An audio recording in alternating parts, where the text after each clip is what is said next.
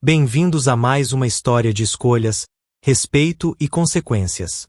Se em algum momento da sua vida você sentiu que a pessoa ao seu lado estava ultrapassando um limite, mas ainda assim tentava fazer você parecer exagerado por perceber, fica comigo até o final, porque o que aconteceu comigo começou com uma frase simples, dita sem gritos, sem ameaça vazia e sem drama. Isabela, se o seu chefe aparecer no seu aniversário, eu vou embora deste casamento. Eu não bati na mesa, não levantei a voz e não falei como um homem descontrolado. Eu disse aquilo durante um jantar comum, com a calma cansada de alguém que já tinha pensado demais, sofrido demais e finalmente enxergado onde terminava a paciência e começava a própria dignidade. Ela soltou uma risada curta, mas não foi uma risada de nervoso ou de confusão. Foi uma risada afiada, daquelas que fazem você se sentir pequeno, como se a sua dor fosse uma piada e ela já soubesse que, no fim, conseguiria virar tudo contra você. Você está muito intenso, Marcos, respondeu, enrolando o macarrão no garfo enquanto passava o dedo pela tela do celular. Gustavo é meu chefe, só isso. Relaxa, relaxa. Essa palavra que algumas pessoas usam quando não querem encarar o que você está tentando dizer. Naquela época, nós estávamos casados havia quase 10 anos. Não éramos um casal perfeito, claro que não. A gente discutia por coisas bobas, adiava planos, pagava contas apertadas, comprava produtos em promoção para economizar, brigava por causa do ar-condicionado e muitas vezes dormia no sofá antes de terminar um filme. Mas eu achava que aquilo era a vida real. Sabe? Uma vida normal, construída com pequenas dificuldades e pequenas vitórias. Eu trabalhava com reformas e manutenção em bairros afastados de São Paulo. Voltava para casa com as mãos ásperas, as unhas marcadas de poeira, os ombros duros e a coluna gritando depois de horas carregando material, subindo escada, medindo parede, quebrando piso e tentando entregar tudo no prazo. Isabela trabalhava numa consultoria grande, dessas com crachá elegante, reuniões em salas de vidro, café caro, roupas impecáveis e e-mails que chegavam depois da meia-noite. Nós éramos dois mundos diferentes dividindo o mesmo teto, e durante muito tempo eu achei que isso fazia parte da nossa força. Até o dia em que deixou de fazer. O primeiro sinal apareceu numa terça-feira.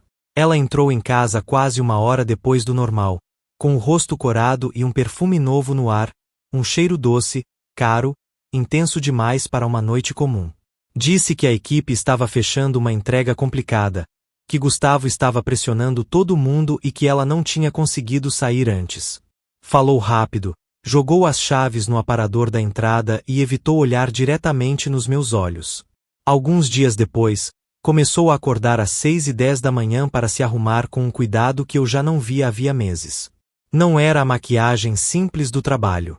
Era a maquiagem caprichada, aquela que antes ela guardava para jantares especiais, casamentos ou aniversários importantes. Antes, ela costumava me dar um beijo no rosto e dizer que voltaria cedo. Agora, olhava o próprio cabelo no reflexo escuro do micro-ondas, ajeitava os brincos e dizia: "Hoje eu devo chegar tarde." Como se estivesse lendo uma frase ensaiada. "Eu tentei confiar." De verdade. Porque é isso que um marido acha que deve fazer. Apoiar, entender, não virar aquele homem ciumento que anda pela casa contando minutos, imaginando cenas, procurando sombras onde talvez não exista nada. Mas a confiança fica pesada quando você começa a ouvir o nome de outro homem mais vezes do que o seu. O Gustavo disse isso. O Gustavo pediu aquilo. O Gustavo adorou minha apresentação. O Gustavo acha que eu tenho muito potencial. Uma noite, quando já estávamos deitados, ela riu de uma mensagem que ele mandou às 11h43. Não foi uma risada discreta. Foi uma risada viva, solta, daquelas que antes ela dava para mim quando eu queimava panquecas no domingo só para fazê-la sorrir. Perguntei o que era tão engraçado. Ela virou a tela só o suficiente para eu não ver e respondeu: "Besteira do trabalho." Foi ali que o silêncio começou. Não aquele silêncio tranquilo de uma casa em paz, mas um silêncio grosso, pesado, que entra nos cômodos como neblina e fica preso nas paredes. Eu chegava e encontrava um prato na bancada, não dois. Ela mandava mensagens dizendo que ia jantar com o pessoal da empresa, quase sempre com o mesmo emoji inocente que usava quando queria que eu não perguntasse demais. Eu me sentava sozinho na cozinha, batendo o garfo no prato, ouvindo o zumbido da geladeira e o relógio da parede no lugar da voz dela. Eu não peguei o celular dela escondido. Não a segui. Não fiz escândalo. Mas comecei a observar. E não porque eu queria pegá-la no erro. Eu observava porque precisava desesperadamente estar enganado. Na semana do aniversário dela, Isabela parecia outra pessoa. Andava pela casa com uma energia que já não tinha comigo. Fez as unhas, arrumou o cabelo, comprou um vestido vinho que deixou pendurado no armário ainda com a etiqueta. O pessoal está preparando algo especial, disse numa tarde, sem esconder a empolgação. Reservaram uma sala privada no restaurante Jardim de Cristal, nos Jardins. É um lugar bonito, então coloca uma roupa decente. Depois acrescentou, como quem pede para comprar pão no caminho. Ah, e o Gustavo vai. Na verdade, ele ajudou a organizar. Coloquei o copo sobre a mesa devagar. Aquela era a única linha que eu tinha traçado. A única. Isabela, eu disse. Bem devagar. Se ele aparecer no seu aniversário, eu acabo com isso. Estou falando sério. Ela me olhou como se eu tivesse dito algo absurdo em outro idioma. Depois sorriu de canto. Você é muito inseguro. Ele só me apoia. Você devia ficar feliz por mim. Foi aquele sorriso que ficou cravado em mim. Não foram só as chegadas tarde, nem as risadas atrás da porta do banheiro, nem os jantares esfriando na bancada. Foi aquele sorriso. O desprezo disfarçado de superioridade. Quando alguém mostra que a sua paz vale menos do que a emoção dela, alguma coisa dentro de você muda. Na noite anterior ao jantar, ela estava no sofá, mandando mensagens com uma taça de vinho ao lado e uma marca de batom na borda. Passei em direção ao quarto e vi o reflexo da tela do celular acender no espelho do corredor. A mensagem dizia: não vejo a hora de te ver amanhã. Você merece ser celebrada como ninguém. Embaixo, estava o nome de Gustavo. Fiquei parado, respirando com uma pressão gelada no peito. Eu poderia ter confrontado Isabela naquele instante. Poderia ter arrancado o telefone da mão dela, exigido explicações, gritado, transformado a casa num campo de guerra. Mas não fiz isso. Engoli as palavras que queimavam na garganta. A calma nem sempre é fraqueza. Às vezes, é preparação. Naquela mesma noite, enquanto ela dormia ao meu lado em lençóis limpos que nem tinha me ajudado a dobrar, abri meu notebook e criei uma pasta com um nome simples. Salvei apenas uma captura daquela mensagem. Só uma. Não porque eu quisesse destruí-la, mas porque eu precisava lembrar a mim mesmo que não estava ficando louco. Na manhã seguinte, no dia da festa, Isabela saiu cedo para ajudar com os detalhes. Usava o vestido vinho, salto alto e aquela segurança de quem acredita que ninguém terá coragem de estragar a noite perfeita. Beijou minha bochecha com a frieza de quem cumprimenta um conhecido e disse: não fica estranho hoje. Só aproveita. Quando a porta se fechou, a casa ficou tão silenciosa que parecia vazia havia anos. Eu não cheguei pontualmente ao jantar. Fiquei muito tempo sentado na sala, com a jaqueta no corpo, olhando para uma parede que já não parecia pertencer à minha vida.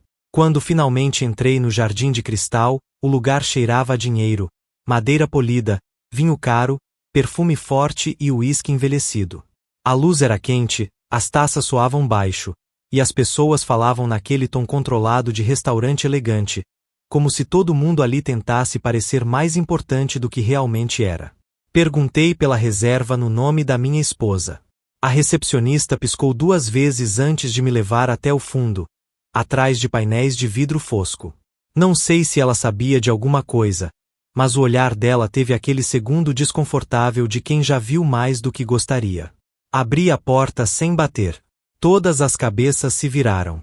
Isabela congelou no meio de uma gargalhada, o vestido vinho brilhando sob a luminária como um sinal de alerta.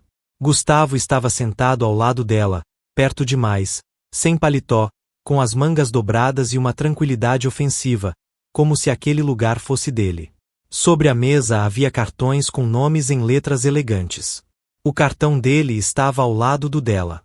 O meu lugar, que deveria estar perto da minha esposa, estava do outro lado da mesa, quase como uma gentileza tardia. Ela se levantou rápido, com um sorriso esticado até doer. Até que enfim você chegou, disse. A gente estava quase começando. Por que você não avisou? Ela falava como alguém tentando controlar um incêndio antes que os outros sentissem cheiro de fumaça. Entrei devagar, tão calmo que a minha própria calma me assustou, e coloquei o celular sobre a mesa, diante dela.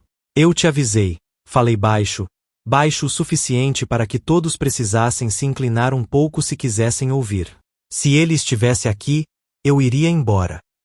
A risada morreu na sala como se alguém tivesse cortado a energia.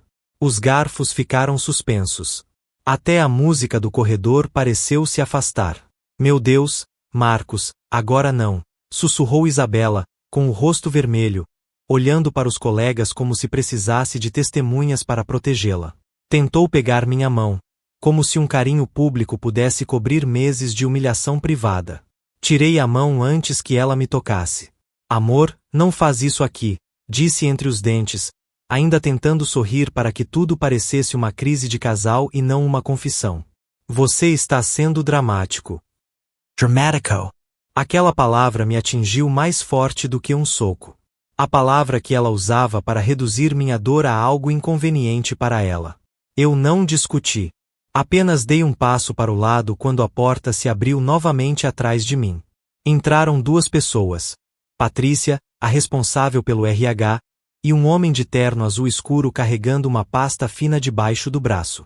O rosto de Gustavo perdeu a cor tão rápido que, por um segundo, achei que ele fosse desmaiar. O sorriso de Isabela rachou como vidro fino. Os olhos dela foram deles para mim e depois para a pasta. Desculpem a interrupção, disse Patrícia, com aquela voz corporativa que parece educada, mas cai como sentença. Precisamos conversar por um instante. Instante. É curioso como meses de suspeita, noites sem dormir e jantares solitários podem caber em um único instante. A sala ficou imóvel. Patrícia abriu a pasta e colocou vários papéis sobre a mesa. Mensagens impressas, recibos, capturas de conversas, registros de jantares lançados como despesas da empresa, encontros fora do horário que não tinham nada a ver com clientes nem projetos. Havia uma mensagem de Gustavo dizendo: o que aconteceu ontem valeu o risco. E outra de Isabela respondendo: ninguém vai descobrir se a gente for cuidadoso. Havia também uma foto desfocada diante de um espelho, enviada às 10h26 da manhã, em que ela usava o mesmo vestido daquela noite. Meu mundo inclinou, mas não desabou. Eu já tinha aceitado a verdade antes de entrar por aquela porta. Isabela olhou para os papéis como se nunca tivesse visto nada daquilo, como se alguém tivesse inventado uma vida paralela só para manchar a imagem dela. Isso é um mal-entendido, disse, esticando a mão para pegar as folhas. Patrícia afastou os documentos com uma calma fria. A empresa está analisando possível uso indevido de recursos, reuniões particulares fora do expediente e uma relação pessoal que pode ter afetado a conduta profissional. Os colegas de Isabela começaram a sussurrar. Alguém colocou a mão na boca ao reconhecer uma das notas do restaurante. Gustavo engoliu seco, com uma veia marcada no pescoço, e me olhou com uma mistura de raiva e medo. Foi você, murmurou. Você armou isso. Eu nem pisquei. Eu só avisei uma vez, respondi. Isabela mudou de expressão. Primeiro veio o pânico. Depois, a culpa. Em seguida, a fúria. Você fez isso comigo, gritou alto o suficiente para metade do restaurante ouvir. Minha carreira, Marcos. Você destruiu minha carreira. Inclinei-me um pouco na direção dela, sem levantar a voz. Sua carreira? Você escolheu ele. Eu só escolhi não ficar. Alguns baixaram os olhos. Ninguém queria estar ali, mas todos tinham visto o bastante para entender. Patrícia pediu que Gustavo saísse com ela para conversar em particular. Ele se levantou devagar, apertando a mandíbula, e lançou para Isabela um olhar que não tinha amor nem arrependimento. Tinha cálculo. Sobrevivencia. Ele já estava pensando em como salvar a própria pele. Ela tentou tocar o braço dele e sussurrou o nome dele, desesperada. Mas Gustavo se afastou como se a mão dela queimasse. Não vamos fazer isso aqui, disse, seco, antes de sair. A porta fechou com um clique que soou como o fim de algo muito maior do que uma festa. Isabela ficou de pé, tremendo, com lágrimas acumuladas nos olhos e a maquiagem começando a borrar. Por favor, disse, segurando a manga da minha jaqueta. Não deixa eles me destruírem. Você é meu marido. Marido. Aquela palavra que ela só lembrou quando as consequências chegaram. Respirei fundo, como se tirasse anos das costas. Eu te pedi uma coisa, falei. Só uma. Virei para ir embora. Ela me seguiu pelo corredor, os saltos batendo no chão de um jeito torto, a voz quebrada. A gente pode consertar. A gente pode conversar. Vem para casa comigo, por favor. Olhei nos olhos dela, aqueles olhos que durante anos eu achei que conhecia.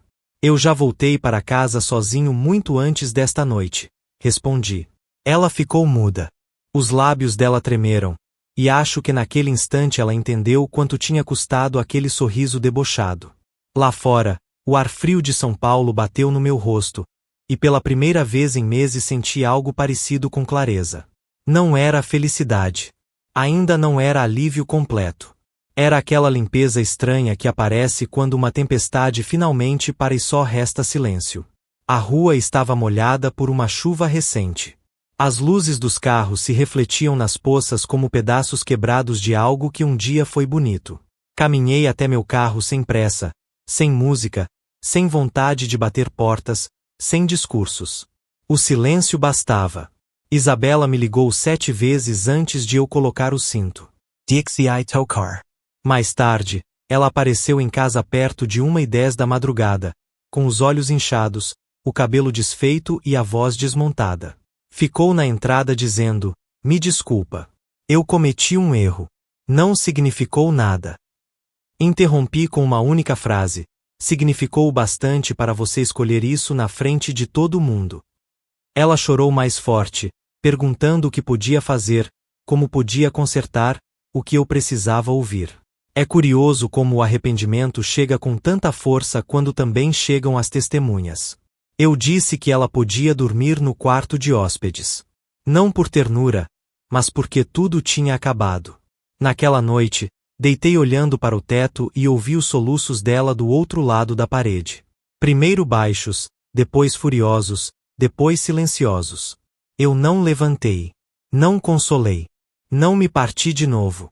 Pensei em todas as noites em que jantei sozinho, nas telas inclinadas para que eu não visse nada, nas mensagens escondidas, na única fronteira que ela decidiu transformar em piada. Entre 4 e 5 da manhã, quando a casa finalmente ficou quieta e a dor no peito virou algo mais firme, entendi a verdade. Isabela não apenas me traiu. Ela apostou contra mim e perdeu. Na manhã seguinte, a luz entrou dura pelas persianas e caiu sobre o lado vazio da cama como um holofote. Fiquei um tempo olhando o ventilador girar devagar, ouvindo a respiração pesada da casa. Uma casa soa diferente quando a confiança morre dentro dela. Até a calma parece ter peso. Eu ouvia Isabela se mexendo no quarto de hóspedes, abrindo gavetas, fechando gavetas, parando no corredor. Ela ficou diante da porta do quarto como se precisasse de permissão para existir dentro da própria casa. A gente pode conversar? Perguntou com uma voz pequena, como se falasse de trás de uma parede que ela mesma tinha construído. Sentei na beira da cama, com os pés no chão e as mãos juntas. Podemos conversar, eu disse. Mas entende uma coisa, eu não vou consertar o que eu não quebrei. Ela entrou devagar. Estava com os olhos inchados, a maquiagem manchada e uma expressão cansada, quase irreconhecível. Ficou de pé por alguns segundos, esperando que eu dissesse onde ela podia sentar, como se ainda pudesse encontrar um lugar seguro naquele quarto. Eu não disse nada. Finalmente, ela se sentou na ponta da cama, cuidando de cada movimento, como se o colchão pudesse afundar com o peso do que ainda não tinha sido dito. Eu não achei que chegaria tão longe, murmurou. O Gustavo. Aquilo foi uma estupidez. Balancei a cabeça. Não foi uma estupidez. Foi uma escolha repetida. Ele foi alguém que você quis mais do que a mim por tempo suficiente para arriscar tudo. Ela negou rápido, chorando. Eu me senti valorizada. Ele me escutava, fazia eu me sentir importante. Você não entende a pressão do meu trabalho, a solidão, as expectativas. Soltei uma risada curta. Não foi cruel. Foi cansada. Eu fazia jornadas de 10, 11 horas para sustentar esta casa. Eu preparei jantares que você não comeu. Esperei mensagens que você não respondeu. Esperei você voltar e me escolher. Você fala de pressão como se eu não estivesse carregando a minha em silêncio. Ela baixou os olhos como se a verdade tivesse luz demais. Eu disse que já tinha conversado com um advogado, que tinha começado a organizar tudo sem barulho, não por vingança, mas por respeito próprio. Ela piscou como se, até aquele momento, nunca tivesse acreditado que eu falava sério quando disse que, se Gustavo aparecesse, eu iria embora. Algumas pessoas escutam os limites, mas nunca acreditam nas consequências. Você vai mesmo me deixar, disse, e não soou como pergunta. Soou como uma realidade que finalmente não podia mais ignorar.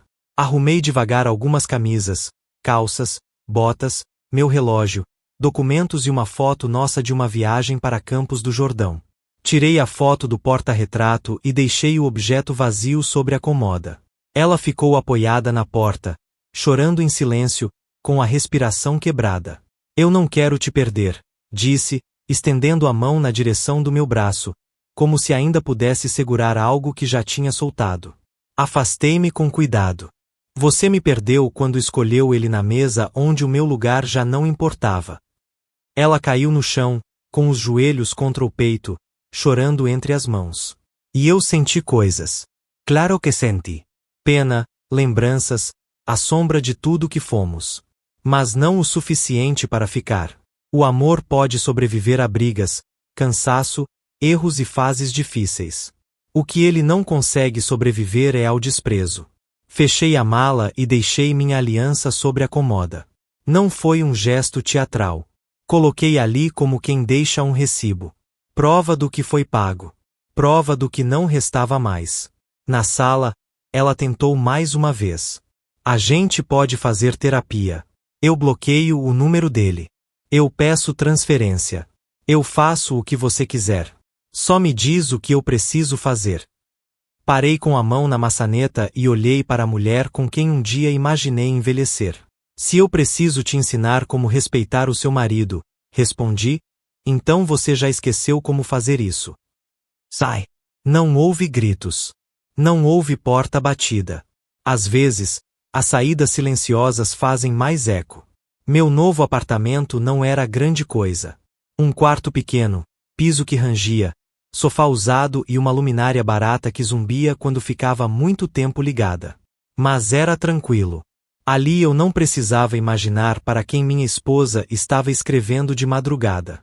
Não precisava dormir ao lado de uma desconhecida com o rosto dela.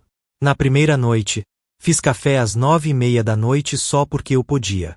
Sentei na varanda para ouvir o trânsito distante, sem risadas escondidas atrás de uma porta, sem telas viradas, sem sentir que eu era ridículo por perceber o óbvio.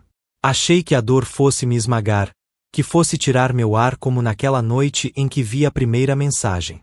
Mas o que senti foi diferente. Uma calma estranha, firme.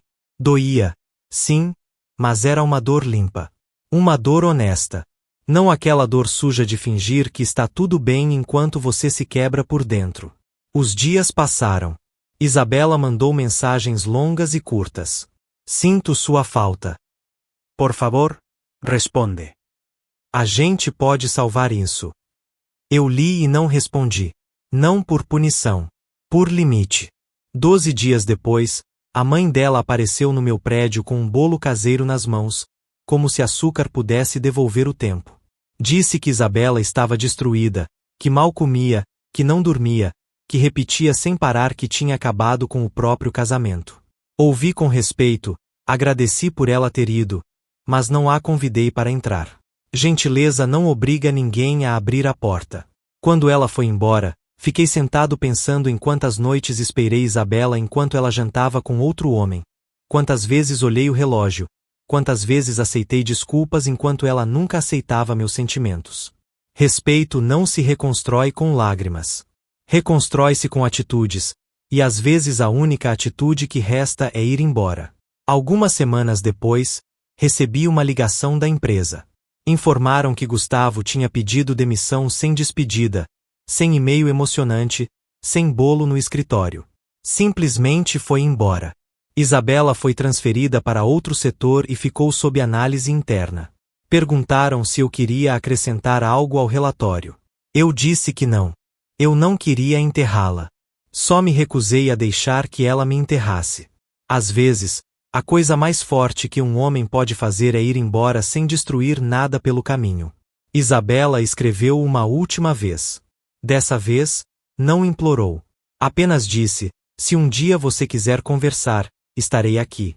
Sei que estraguei tudo. Me desculpa por não ter cuidado de você. Não respondi.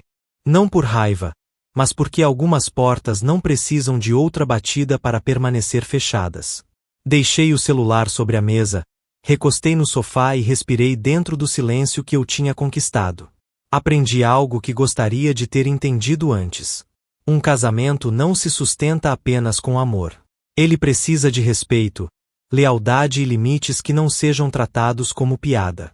Quando alguém zomba daquilo que machuca você, essa pessoa também está testando se você terá coragem de se defender. Utive. Fui embora com o coração partido, sim, mas com a dignidade inteira.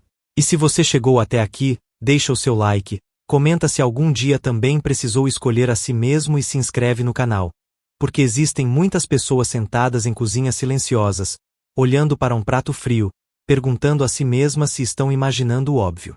Você não está imaginando nada. Você só está acordando.